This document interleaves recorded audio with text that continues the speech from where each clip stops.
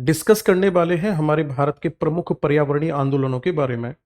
आज के सेशन से आपको पता चलेगा कि हमारे भारतीय पर्यावरण को लेकर के कितने बड़े त्याग और बलिदान के प्रतीक रहे हैं, जिन्होंने अपनी जान को कुर्बान करने के बाद भी वनों की रक्षा की है।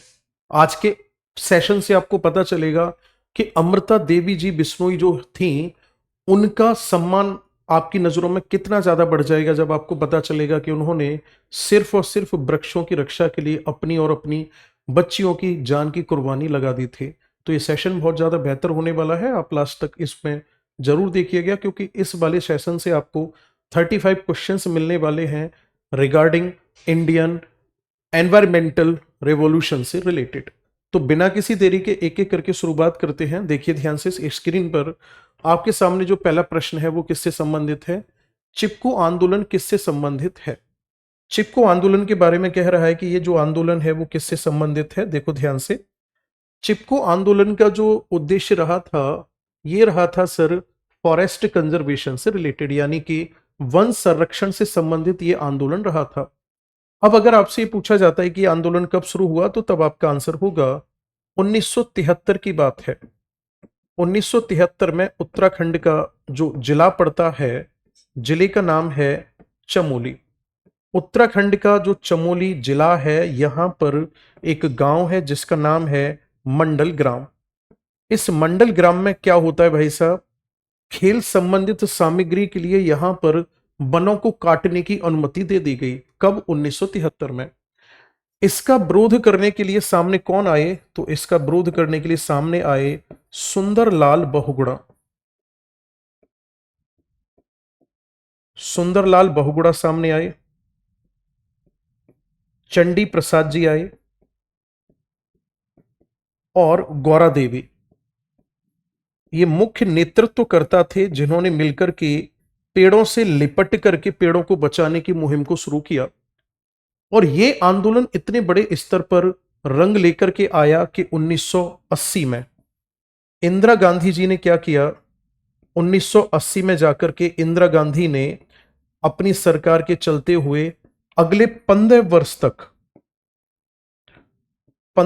तक वन कटाव पर रोक लगा दी। अगले 15 वर्ष तक क्या कर दिया? वन कटाव पर रोक लगा दी। अब दोस्तों यहीं पर चलो लगे हाथ ये भी समझ लेते हैं कि इनको ये प्रेरणा कहां से मिली। इनको प्रेरणा ये मिली थी कि अगर हम बैक इन हिस्ट्री में जाएंगे तो पता चलेगा हमें 1730 की बात है। जोधपुर, जो जोधपुर रियासत हुआ करती थी, यहां के शासक थे अभय सिंह। अभय सिंह जो थे, इनको महल में लकड़ियों की आवश्यकता पड़ी। लकड़ियों की आवश्यकता के लिए इन्होंने अपनी सेना भेजी और जोधपुर का जो गांव है खेजरली गांव, यहां पर इन्होंने वन काटने का आदेश दिया। इनके जो सेनापति थे उन्होंने, यहां पर जब इन्होंने वन काटने का आदेश दिया तो यहां पर जो महिला थी जिनका नाम था अमृता देवी बिश्नोई, अमृता देवी बिश्नोई जी जो थी, इन्होंने इन वृक्ष के कटाव को रोकने के लिए ये अपनी बच्चियों सहित इस पेड़ से लिपट गई। लेकिन जो सेनापति थे उनके मान सम्मान को ठेस पहुंच गई। उन्होंने कहा कि वृक्ष सहित इनको भी काट दिया जाए। तो अमृता देवी बिश्नोई जी ने उस समय नारा दिया था इन वृक्षों को बचाने के लिए, सिर साठे रुख रहे तो भी सस्तो जान। यानी कि अगर इन वृक्षों को संरक्षित करने के लिए अगर हमारा सर भी कट जाए तो भी ये सस्ता है, तो भी हम इसको बहुत सस्ता मान सकते हैं कि कम से कम हमारे वृक्षों की रक्षा हुई। और आपको जानकर के बड़ा दुख होगा कि इस आंदोलन के चलते हुए लगभग 363 बिश्नोई समाज के लोगों ने, पूरे खास करके गांव के लोगों ने अपने प्राणों की आहुति दे दी थी, केवल और केवल इस पर्यावरण संरक्षण के उद्देश्य से। आज अमृता देवी बिश्नोई जी पुरस्कार दिया जाता है वन्य जीव संरक्षण या वन्य क्षेत्र में अपना अतुलनीय योगदान देने के लिए। इनके नाम से आज पुरस्कार दिया जाता है। तो इससे हमें पता चलता है कि हमारे भारतीय कितने महान रहे हैं जिन्होंने इतना सब कुछ किया है। और इतना ही नहीं, मैं आगे के क्वेश्चंस के बारे में और बता देता हूं आपको। 1730 में यह वाला आंदोलन चला। इसी आंदोलन से प्रेरित होकर के 1973 में चिपको आंदोलन चला। इसी से प्रेरित होकर के फिर 1983 में साउथ इंडिया में ठीक है ना। साउथ इंडिया में एपिको आंदोलन चला, साइलेंट वैली आंदोलन चला। तो इन सब के पीछे जो थिंकिंग थी, जो अप्रोच थी, वो कौन सी थी? वो थी जोधपुर का जो बिश्नोई आंदोलन था 1730 वाला, इसको लेकर के। ठीक है, चलिए जी आगे बढ़ जाते हैं। चिपको आंदोलन किससे प्रेरित था? साइलेंट वैली आंदोलन से, नर्मदा बचाओ आंदोलन से, चिपको मूवमेंट से। सॉरी, यहां पर देखो हिंदी में इन्होंने लिखा हुआ है एपिक, इंग्लिश में लिखा हुआ है इन्होंने एपिको आंदोलन, तो इसमें आएगा एपिको आंदोलन। एपिको आंदोलन की अगर मैं आपसे बात करूंगा ये किससे संबंधित था, तो तब आपका आंसर होगा ये चिपको आंदोलन से प्रेरित था। ये आंदोलन हुआ है 1973 में। जबकि एपिको आंदोलन की अगर मैं बात करूंगा तो ये ठीक 10 साल बाद जाकर के 1983 में हुआ है। तो करेक्ट आंसर इसका क्या हो जाएगा? सी हो जाएगा। नर्मदा बचाओ आंदोलन किससे संबंधित है?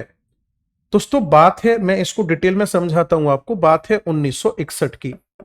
1961 में नर्मदा नदी जो है, नर्मदा नदी की जब स्थिति को देखा गया तो उस समय नेहरू जी थे। तो नेहरू जी ने क्या किया, बात को गौर से सुनना, नेहरू जी ने कहा कि नर्मदा नदी के रहते हुए भी मध्य प्रदेश और गुजरात के बहुत से ऐसे क्षेत्र हैं जिन क्षेत्रों में नर्मदा नदी के होने के बावजूद भी सूखे का सामना करना पड़ता है और कहीं ना कहीं सूखे के साथ साथ बाढ़ का सामना करना पड़ता है। तो क्यों ना एक काम किया जाए, यहां पर एक बड़ा डैम बना करके तैयार कर दिया जाए। तो 1961 में डिसीजन लिया गया कि नर्मदा नदी पर नवगांव गुजरात में एक डैम बनाया जाएगा और इस डैम का नाम होगा सरदार सरोवर डैम, सरदार सरोवर बांध होगा। दोस्तों ये हमारे भारत का वर्तमान में देखा जाए तो सबसे बड़ा कंक्रीट बांध भी है। अब ये डिसीजन तो ले लिया गया,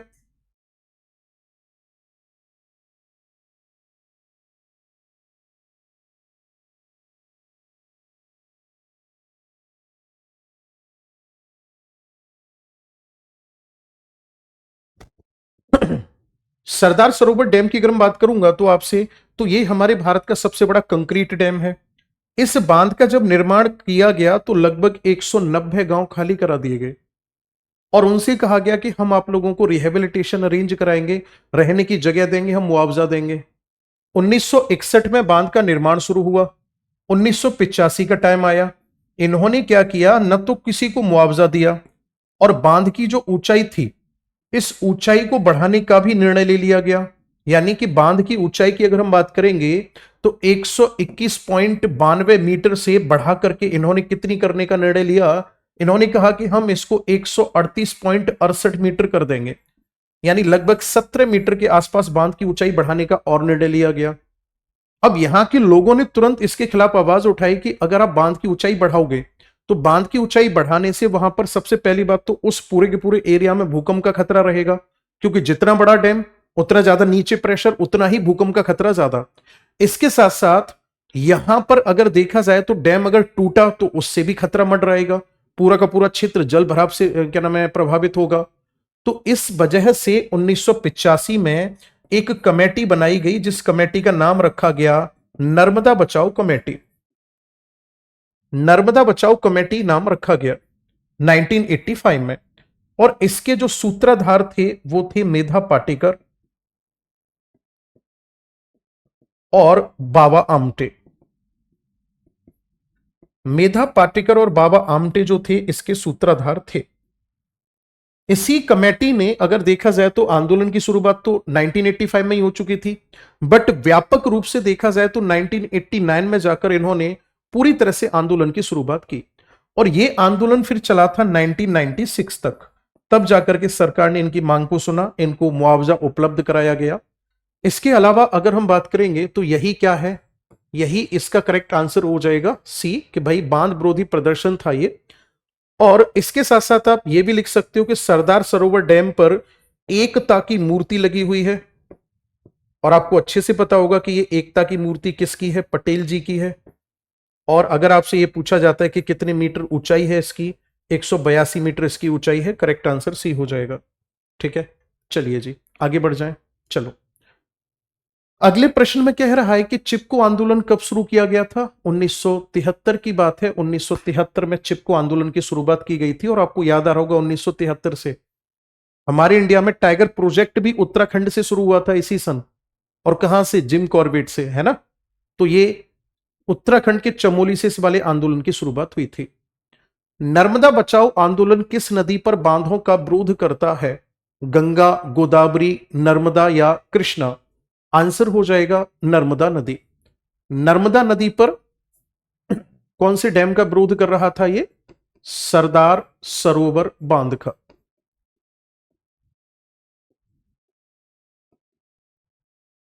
सरदार सरोवर बांध का विरोध करने के उद्देश्य से नर्मदा बचाओ आंदोलन की शुरुआत की गई थी। आगे कह रहा है कि एपिको आंदोलन की शुरुआत कब हुई? मैंने बताया कि उत्तर भारत में जिस प्रकार का चिपको आंदोलन चलाया जा रहा था वैसे ही दक्षिण भारत में एपिको आंदोलन 1983 में चलाया जा रहा था।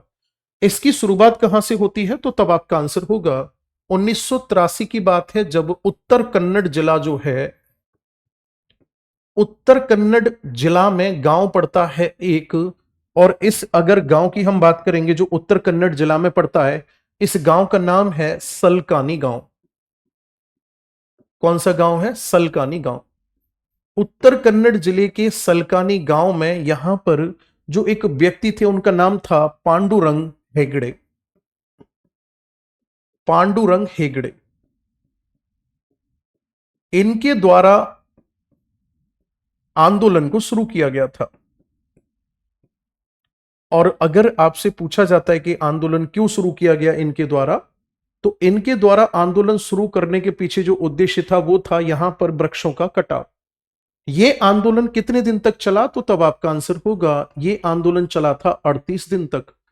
38 दिन तक चला ये वाला आंदोलन। उसके बाद सरकार को झुकना पड़ा और इनकी मांगों को सुनना पड़ा, इनके विरोध को स्वीकार करना पड़ा। अगले प्रश्न में कह रहा है कि साइलेंट वैली, ठीक है ना, अगले प्रश्न में कह रहा है कि साइलेंट वैली आंदोलन का उद्देश्य क्या था? यहां से आपसे यह भी पूछा जा सकता है कि साइलेंट वैली नेशनल पार्क कहां पर है? तो तब आपका आंसर हो जाएगा साइलेंट वैली नेशनल पार्क जो है वो केरल में स्थित है। अब ध्यान से सुनना मेरी बात को, यहां होता क्या है। अगर मैं आपसे बात करता हूं इस वाले आंदोलन की तो ध्यान से सुनना। देखो 1973 में एक आंदोलन चला जिसका नाम क्या था? चिपको आंदोलन।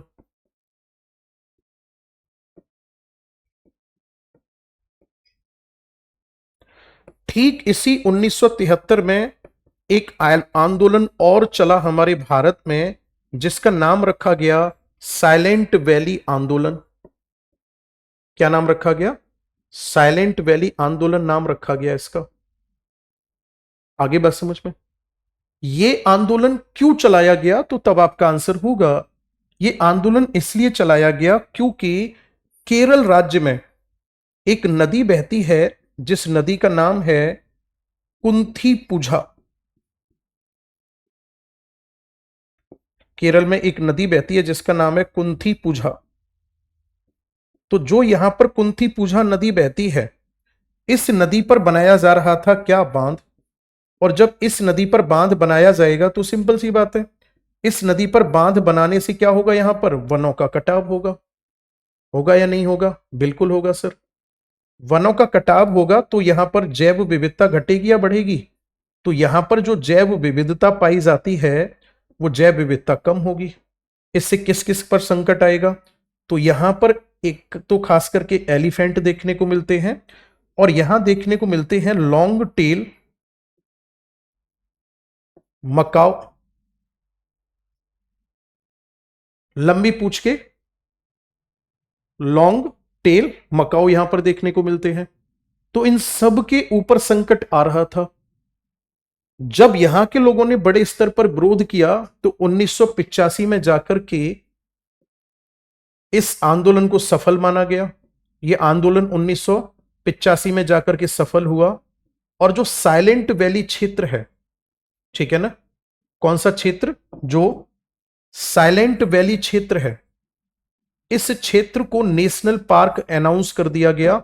और जैसे ही नेशनल पार्क कोई भी क्षेत्र ये वाला जो है अनाउंस होगा तो नेशनल पार्क अनाउंस होने के बाद आपको भी पता है फिर वहां पर वाइल्ड प्रोटेक्शन एक्ट 1972 लागू हो जाता है। वहां पर फिर आप ये कुछ भी किसी भी तरह के जो कारनामे हैं वो नहीं कर सकते हो। तो क्वेश्चन नंबर 7 का जो करेक्ट आंसर होगा वो क्या होगा? स्टॉप अ हाइड्रो इलेक्ट्रिक प्रोजेक्ट, यानी कि जल विद्युत परियोजना जो है उसको रोकना। ओके, चलिए जी आगे बढ़ते हैं। कौन सा आंदोलन जनजातीय भूमि अधिकारों के संरक्षण से संबंधित है? भूमि अधिकारों के संरक्षण से संबंधित कौन सा है? करेक्ट आंसर सी हो जाएगा, नर्मदा बचाओ आंदोलन। ओके, चिपको आंदोलन में किसने महत्वपूर्ण भूमिका निभाई? चिपको आंदोलन की अगर हम बात करेंगे, देखो अन्ना हजारे की अगर हम बात करेंगे तो ये लोकपाल बिल को लेकर के इन्होंने क्या नाम है आंदोलन की शुरुआत की थी, है ना। लोकपाल बिल या प्रस्ताव कह लो आप। अन्ना हजारे नहीं तो केजरीवाल की किस्मत को थोड़ा सा चमका दिया था, है ना। अब आ जाओ बाबा आमटे। बाबा आमटे की अगर मैं बात करूंगा तो इनका संबंध किससे है? नर्मदा बचाओ आंदोलन, इसको शॉर्ट में एनबीए लिखा जाता है। मेधा पाटेकर एनबीए, सुंदरलाल बहुगुणा, यही करेक्ट आंसर हो जाएंगे। ये जो है चिपको आंदोलन से संबंधित है। नर्मदा बचाओ आंदोलन से कौन जुड़ा है? नर्मदा बचाओ आंदोलन की अगर मैं बात करूंगा तो नर्मदा बचाओ आंदोलन से जुड़े हुए हैं मेधा पाटेकर, ये नर्मदा बचाओ आंदोलन से जुड़ी हुई है। सुंदरलाल बहुगुणा जुड़े हुए थे कौन से आंदोलन से? चिपको आंदोलन से। एम एस स्वामीनाथन जी का नाम आता है किस में? तो तब आपका आंसर होगा, इनका नाम आता है सर भारतीय हरित क्रांति। इनका नाम किस में आता है? भारतीय हरित क्रांति के जनक। आपसे पूछा जाएगा कि भारतीय हरित क्रांति के जनक किसे माना जाता है, तो तब आपका आंसर होगा एम एस स्वामीनाथन जी को माना जाता है। और भारतीय हरित क्रांति के जनक माने जाने की वजह से इनको किससे सम्मानित किया जा चुका है? इनको भारत रत्न से सम्मानित किया जा चुका है। क्या ऐसा किया था इन्होंने?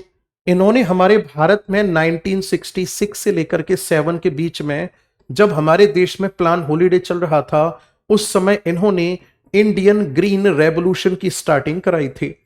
और इंडियन ग्रीन रेवोल्यूशन की स्टार्टिंग होने की वजह से ही हमारे भारत आज देखा जाए तो आत्मनिर्भर है खाद्यान्न उत्पादन में। और हमारा भारत आज पूरे विश्व में चावल के उत्पादन में पहले स्थान पर है, कॉटन के उत्पादन में पहले स्थान पर है, ठीक है ना। कॉटन के साथ साथ जूट के उत्पादन में पहले स्थान पर है, आलू के उत्पादन में पहले स्थान पर है, बाजरा के उत्पादन में पहले स्थान पर है, और मसालों के उत्पादन में पहले स्थान पर है। तो इनका अतुलनीय योगदान माना जाता है। किस आंदोलन के कारण केरल में एक बांध परियोजना रद्द हुई थी? 1973 से लेकर के 1985 तक आंदोलन चला था, जिसका आंदोलन का नाम था साइलेंट वैली आंदोलन। बिश्नोई आंदोलन 1730 में शुरू हुआ था। एपिको आंदोलन 1983 में हुआ था। चिपको आंदोलन 1973 में हुआ था। अगले प्रश्न पर आ जाते हैं। बिश्नोई आंदोलन किस लिए जाना जाता है? नदियों का संरक्षण, वन्य जीव और वृक्षों का संरक्षण, खनन का विरोध, या फिर तटीय संरक्षण? बी करेक्ट आंसर हो जाएगा। दरअसल में इन्होंने कौन सी वृक्ष की रक्षा की थी? खेजड़ी वृक्ष की रक्षा की थी उन्होंने, है ना, जो राजस्थान का आज राजकीय वृक्ष भी है। जंगल बचाओ आंदोलन का मुख्य उद्देश्य क्या था? जंगल बचाओ आंदोलन के बारे में आपसे बात की जा रही है। 1982 की बात है। जंगल बचाओ आंदोलन की अगर हम बात करेंगे तो इसकी शुरुआत झारखंड से होती है। और क्यों होती है इसकी शुरुआत? इसकी शुरुआत झारखंड से इसलिए होती है क्योंकि यहां पर प्राकृतिक साल के वृक्ष जो थे, साल की जगह पर इनको काट करके जो व्यावसायिक सागौन होती है, व्यावसायिक सागौन यानी कि जो टीक होती है, उस टीक के वृक्षों को लगाए जाने की पहल शुरू हुई। यहां के स्थानीय लोगों ने बढ़ चढ़ के इनका विरोध किया और इसी के चलते हुए इस आंदोलन का नाम रखा गया था जंगल बचाओ आंदोलन, यानी कि हमें जंगलों को पूरी तरह से क्या करना है? सुरक्षित करना है। तो करेक्ट आंसर इसका बी हो जाएगा। कौन सा आंदोलन वन संरक्षण में महिलाओं की भागीदारी से जुड़ा है? महिलाओं की भागीदारी से कौन सा आंदोलन आपको जुड़ा हुआ लग रहा है?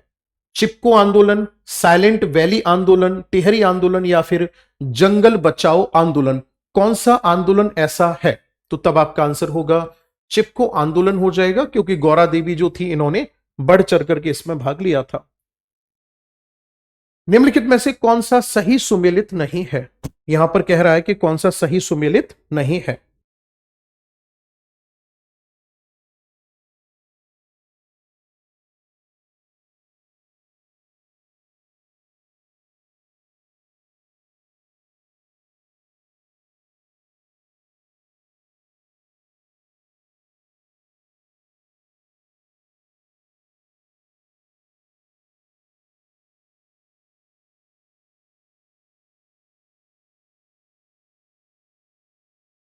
अभी एपिको आंदोलन केरल में शुरू हुआ था, चिपको आंदोलन उत्तराखंड में हुआ था, साइलेंट वैली कर्नाटक में हुआ था, नर्मदा बचाओ आंदोलन राजस्थान में हुआ था।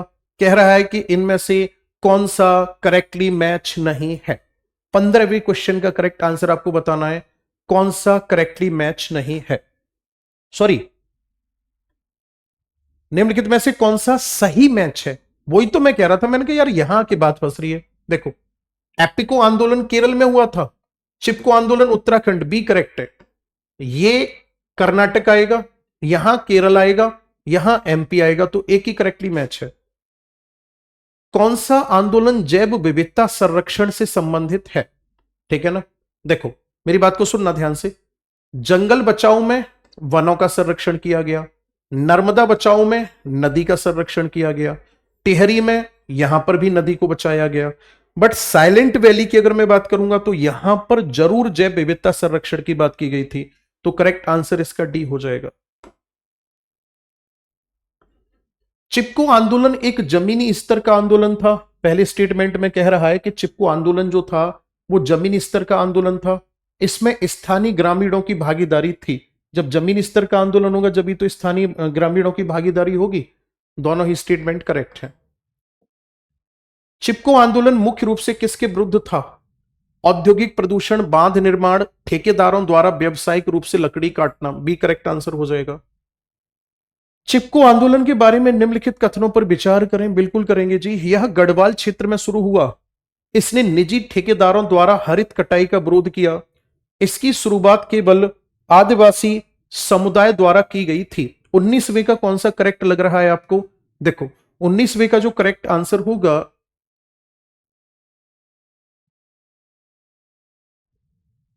ए और 2 ए हो जाएगा। एपिको आंदोलन से जुड़े नेता कौन थे? पांडुरंग हेगड़े, सुंदरलाल बहुगुणा, मेधा पाटकर या फिर राजेंद्र सिंह। स्टार्टिंग में ही बताया था 1983 में शुरू हुआ था ये। पांडुरंग हेगड़े जो थे इससे जुड़े हुए थे। सतत विकास की अवधारणा किस आंदोलन में प्रमुखता से परिलक्षित होती है? सतत विकास की अवधारणा की अगर हम बात करेंगे तो कौन से आंदोलन में होती है? सर सभी में होती है, क्योंकि सतत विकास या सस्टेनेबल डेवलपमेंट हमें यह सिखाता है कि हमें जो संसाधन है वो संसाधन खत्म नहीं करने हैं, उन संसाधनों का सदउपयोग करते हुए आगे बढ़ना है। और यहां अगर देखा जाए तो सतत विकास पर ब्रुटलैंड कमीशन जो है उसका गठन किया गया था, उसने अपनी रिपोर्ट जो जारी की थी उसी में सतत विकास की बात की गई थी। गैर सरकारी संगठनों की भूमिका किस आंदोलन में सबसे अधिक प्रमुख थी? नर्मदा बचाओ, चिपको आंदोलन, बिश्नोई आंदोलन या फिर जंगल बचाओ आंदोलन। 22वें का जो करेक्ट आंसर होगा वो नर्मदा बचाओ आंदोलन होगा, एनजीओ के द्वारा शुरू किया गया था। किस आंदोलन ने सामाजिक वानिकी को बढ़ावा दिया? एपिको आंदोलन ने, नर्मदा बचाओ आंदोलन, साइलेंट वैली आंदोलन या फिर बिश्नोई आंदोलन। क्वेश्चन नंबर 23 का करेक्ट आंसर आपको बताना है, क्या हो सकता है आपके अनुसार? करेक्ट आंसर एपिको आंदोलन होगा। अब ये समझ लो सामाजिक वानिकी क्या होती है। सामाजिक वानिकी की अगर मैं आपसे बात करूंगा तो सामाजिक वानिकी का दोस्तों मतलब होता है कि किसी भी बंजर भूमि पर या किसी भी निजी भूमि पर एक समाज के सहयोग से एफॉरेस्टेशन करना, यानी कि वनों को बढ़ावा देना, इसी को कहा जाता है सामाजिक वानिकी। अगर यही काम गांव स्तर पर किया जाता है तब इसको ग्रामीण वानिकी कहा जाता है। जब यही काम शहरी स्तर पर पार्क में या सड़कों के किनारे किया जाता है तब इसको शहरी वानिकी के नाम से जाना जाता है। तो करेक्ट आंसर इसका ए हो जाएगा। एपिको आंदोलन जो था इसने बड़े स्तर पर इसको बढ़ावा दिया था। किस आंदोलन ने 1988 की भारत की वन नीति को प्रभावित किया था? चिपको आंदोलन जो शुरू हुआ था 1973 में, इस आंदोलन ने भारत की जो वन नीति बनकर के तैयार हुई 1988 वाली, उसको पूरी तरह से प्रभावित किया था।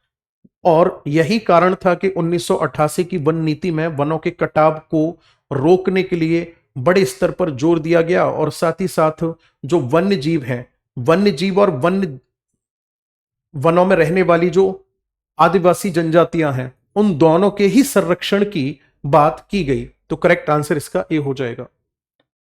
निम्नलिखित में से कौन सा पर्यावरण आंदोलन सबसे पुराना है? एपिको आंदोलन की अगर मैं बात करूंगा तो 1983, नर्मदा बचाओ 1985, बिश्नोई आंदोलन 1730, चिपको आंदोलन 1973। करेक्ट आंसर क्या हो जाएगा? बी हो जाएगा। किस आंदोलन ने एकल फसल वृक्षारोपण का विरोध किया था? एकल फसल वृक्षारोपण का विरोध किया था किस आंदोलन ने? क्वेश्चन नंबर 26 में पूछ रहा है। जंगल बचाओ आंदोलन, चिपको, नर्मदा, साइलेंट वैली। जंगल बचाओ आंदोलन हो जाएगा, जो 1982 में कहां शुरू किया गया था? झारखंड में शुरू किया गया था। साइलेंट वैली आंदोलन में शामिल थे वैज्ञानिक और कार्यकर्ता, केवल ग्रामीण, केवल राजनेता, केवल गैर सरकारी संगठन? कौन इसमें शामिल था कह रहा है? तो तब आपका आंसर होगा वैज्ञानिक और कार्यकर्ता दोनों ही शामिल थे इसमें।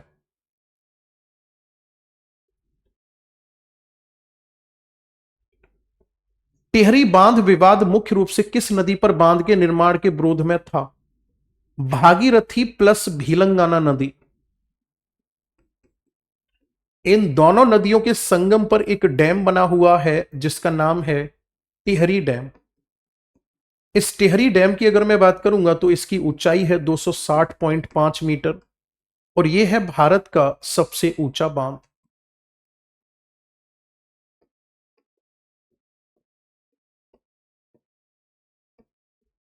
यह हमारे भारत का कैसा बांध है? सबसे ऊंचा बांध है। ठीक है। किस पर्यावरण आंदोलन को अक्सर चिपको आंदोलन का दक्षिण भारतीय संस्करण कहा जाता है? एपिको आंदोलन को कहा जाता है, जंगल बचाओ आंदोलन को साइलेंट वैली, या नर्मदा बचाओ आंदोलन? तो करेक्ट आंसर जो होगा एपिको आंदोलन हो जाएगा। निम्नलिखित में से कौन सा सही मिलान नहीं है? डी वाला मिलान नहीं है, यहां 1730 आएगा 40 की बजाय, है ना। पर्यावरणविदों द्वारा किस आंदोलन को लालच का खेल, राजनीतिक, लोकलुभावनावाद कहा जाता है? जंगल बचाओ आंदोलन को कहा गया था कि जब आप प्राकृतिक साल के पेड़ों को काट करके व्यवसायिक सागौन लगा रहे हो तो इससे हमें लालच देने की जरूरत नहीं है, और ये लालच हमें बहुत अच्छी तरीके से समझ में आ रहा है, तो इसी में ये वाला स्टेटमेंट दिया गया था। 1977 में मिट्टी बचाओ आंदोलन किस राज्य से शुरू हुआ था? दरअसल में दोस्तों, आप लोगों ने एक नदी का नाम सुना होगा, नर्मदा, खूब अच्छे से सुना होगा आप लोगों ने नाम। सर, नर्मदा नदी जो है इसकी एक सहायक नदी है जिसका नाम है तवा नदी। तवा नदी किसकी सहायक नदी है? नर्मदा नदी की सहायक नदी है। इस तवा नदी पर कहां पर? तो तब आपका आंसर होगा होशंगाबाद। तवा नदी पर होशंगाबाद मध्य प्रदेश में एक डैम बनाकर के तैयार किया गया जिसका नाम रखा गया तवा बांध। इस तवा बांध के लीकेज होने की वजह से एक तो जल भराव हुआ, जल भराव होने के साथ साथ जो वहां मिट्टी थी उस मिट्टी की लवणता में वृद्धि हुई। इसी का विरोध करने के लिए, ठीक है ना, ये आंदोलन शुरू किया गया था। कहां पर? मध्य प्रदेश के होशंगाबाद जिले में किया गया था। और उद्देश्य क्या था? सॉइल सैलिनिटी जो वहां बढ़ रही थी, यानी कि मिट्टी की जो लवणता बढ़ रही थी, उसको कंट्रोल करना। आगे बात समझ में? और उसके साथ साथ, कंट्रोल करने के साथ साथ इस बांध का विरोध करना। साइलेंट वैली आंदोलन का नेतृत्व मुख्य रूप से किस गैर सरकारी संगठन ने किया था? केरल शास्त्र साहित्य परिषद के द्वारा इसका संगठन का समर्थन, क्या नाम है, आंदोलन का समर्थन किया गया था। निम्नलिखित में से कौन सा एपिको आंदोलन का सिद्धांत नहीं है? एपिको आंदोलन जो है इसका सिद्धांत कौन सा नहीं है? बचाओ, उगाओ, तर्क संगत उपयोग करो यानी सस्टेनेबल यूज करो, सुडू यानी जलाओ, किसी भी चीज को जलाने की बात इस वाले आंदोलन में नहीं की गई थी। टिहरी बांध विरोध प्रदर्शन किस दौरान तेज हुआ था? 1960, 1970, 1980 या 2000 के दशक में?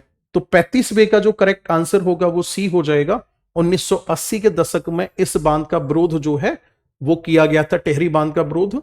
और टिहरी बांध कहां पर स्थित है मैं आपको ऑलरेडी बता चुका हूं। तो ये थे हमारे पर्यावरण से संबंधित कुछ प्रश्न जिनको आप लोगों को ध्यान में रखना है। दूसरा, मुझे एक दो पॉइंट और याद आ रहे हैं, जैसे उत्तराखंड है। उत्तराखंड में क्या होता है, शादी के समय वृक्ष लगाने की परंपरा है। इसके साथ साथ अगर मैं बात करूंगा तो हमारे भारत में वन महोत्सव का आयोजन किया जाता है। वन महोत्सव का आयोजन क्यों किया जाता है सर? यह किया जाता है कब, अगर आपसे पूछा जाता है तो यह किया जाता है जुलाई के फर्स्ट वीक में किया जाता है, जिससे कि लोगों को वनों के प्रति जागरूक किया जा सके। और इसकी शुरुआत किसने की थी? तो तब आपका आंसर होगा के.एम. मुंशी के द्वारा इसकी शुरुआत की गई थी। कन्हैयालाल मानिकलाल मुंशी जी के द्वारा इसकी शुरुआत की गई थी वन महोत्सव की, जिससे कि लोगों को वनों के प्रति जागरूक किया जा सके। ठीक है, तो ये कुछ ऐसी पहल हैं जहां हमारे भारत में जिन पे काम किया गया है। मैं उम्मीद करता हूं कि पूरा सेशन आपको जरूर समझ में आया होगा। आई होप आप लोगों की तैयारी को ये और बेहतर करेगा। मिलते हैं दोस्तों अगली क्लास में, और बिना किसी देरी के आज के सेशन को हम यहीं पर एंड करते हैं, क्योंकि आपको अच्छे से पता है मैं चाहे कम पढ़ाने के लिए आऊं या देर पढ़ाने के लिए आऊं, मेरा उद्देश्य होता है कि बच्चों का समय बर्बाद न हो। तो इसी बात को ध्यान में रखते हुए आज के सेशन को हम यहीं एंड करते हैं। जुड़े रहिए हमारे साथ, मेरी तरफ से बहुत सारा प्यार। मैं मुलाकात करूंगा आपसे अगली क्लास में, तब तक के लिए मेरी तरफ से बहुत सारा प्यार। भगवान आप सबको खुश रखे, मस्त रहे, तंदुरुस्त रहे। और हाँ, जो बच्चे परेशान हो रहे हैं ग्रामीण परिवेश को लेकर के, या फिर जो बच्चे परेशान हो रहे हैं डिजास्टर मैनेजमेंट को लेकर के, आप मेरे छोटे भाई बहन जैसे हो, इससे बड़ी बात मैं नहीं कह सकता हूं। जितनी फिक्र आपको है उतनी फिक्र मेरे को भी है। तो बिल्कुल टेंशन फ्री हो जाओ। ठीक है, बिल्कुल टेंशन फ्री हो जाओ मेरी तरफ से, मैं आपको वादा करता हूं। और ये वीडियो रिकॉर्ड है आपके पास, ठीक है? अगर मैं पूरा ना करूं तो इसी की क्लिप काट के मेरे पास भेज देना। और बताओ, मैं आपसे वादा करता हूं कि मेरी जिम्मेदारी है ग्रामीण परिवेश की भी और डिजास्टर मैनेजमेंट की भी। जो 2 सेक्शन है वो मैं आपको पूरे करवाऊंगा, थ्योरी भी करवाऊंगा, क्वेश्चंस भी करवाऊंगा, और इसी महीने के अंदर करा दूंगा मैं। ठीक है, अप्रैल के महीने में करा दूंगा, जो अभी नेक्स्ट मंथ आने वाला है। ठीक है, अप्रैल के महीने में करा देंगे। और आपका एग्जाम तो शायद 21 मई से है ना, तो 21 मई से आपका एग्जाम होगा। अप्रैल के महीने में बड़ी तसल्ली से हम पूरा सिलेबस कवर कर लेंगे। फिर हमारे पास 21 दिन का टाइम प्रॉपर होगा। 21 दिन में हम एनवायरमेंट, ग्रामीण परिवेश और आपका डिजास्टर मैनेजमेंट, तीनों का मॉक टेस्ट बना करके तीनों के मिक्स क्वेश्चन लगाएंगे हम। यानी लगभग 50-50 क्वेश्चंस के अगर हम 20 क्वेश्चन सेट भी लगा देंगे ना, तो 1000 क्वेश्चंस बैठते हैं आपके। और बताओ इससे ज्यादा क्या कर सकते हैं हम? यानी थ्योरी भी कंप्लीट हो जाएगी आपकी, एनवायरमेंट, डिजास्टर मैनेजमेंट और ग्रामीण परिवेश, 1000 के आसपास क्वेश्चंस लगवा देंगे आपको। इससे ज्यादा पढ़ना फिर वो ना के बराबर ही हो जाएगा, आप कवर भी नहीं कर पाओगे फिर, है ना? तो सब्र रखो, सब कुछ बेहतर होगा। ओके।